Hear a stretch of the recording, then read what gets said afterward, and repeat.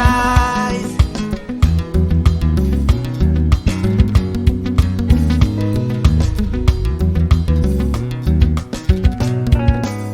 Toita Seyi naidare kose kusapindura lobvunza zvekare hanzi ndasuwa neko imi ndasuwa kare pataitamba pada kodo zvatada tosvika pamazvika dei tonoona bada conference paLalasburg nana pasagada Mandava achiimba legito achitamba ino nalibi vachiridza marimba I'm stuck here at home ndakushayiwa zvekuita garden ndatimba ndichiri nemasimba ndotema futi muti kuti ndigadzire timba ndofida ndosimba zvakwidza ndoimba hazvitadi mari izvi kana mangwimba zvakutoda mwari izvi ngavatopinda cause it makes ways where there seems to be no way. I know you will make a way, all we do now is pray.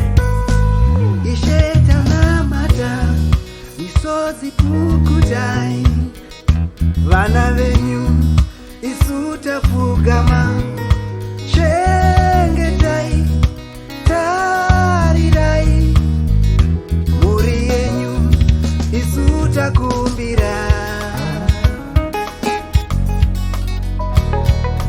tisamhoresanaiwa nemaoko tongoti kazuwai makaini tisakwasisanaiwa nemaoko tongoti ndende zviri sei tisamhoresanaiwa nemaoko tongoti kazuwai makadini.